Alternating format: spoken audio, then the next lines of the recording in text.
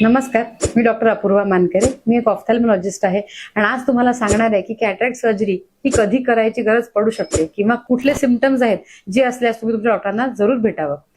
तर सगळ्यात महत्त्वाचं म्हणजे कॅटरॅक्टचा त्रास सुरू झाल्यास सगळ्यात पहिली अडचण येते ती तुम्हाला दिसायला कमी लागतं. जे दिसतं ते सगळं भुरकट किंवा धुरकट असं जाणवायला लागतं. साधारण कलर्स तुम्हाला थोडे डल वाटायला लागतात. दुसरं म्हणजे चष्म्याचा नंबर वारंवार बदलणे. तुम्ही आज बनवलेला चष्मा 2 महिन्यानंतर तुम्हाला त्याने परत अस्पष्ट दिसायला लागला, परत नंबर बदलला, तर चष्म्याचा नंबर वारंवार बदलतो, तर हे पण एक लक्षण मोतीबिंदूचं असू शकतं. खूप उजेडात प्रकाशामध्ये डोळ्याला त्रास होणे, पाणी येणे हे पण कॅटरॅक्टचं एक लक्षण असू शकतं. रात्रीच्या वेळेस गाडी चालवताना समोरून लाईट आल्यास, फोकस आल्यास डोळे एकदम बंद होणे आणि रात्रीच्या वेळेस ड्रायव्हिंगला अडचण होत असेल तर हे मोतीबिंदूचं एक लक्षण असू शकतं. यातला कुठलाही त्रास तुम्हाला जाणवत असल्यास आम्हाला नक्की संपर्क साधा. थँक्यू.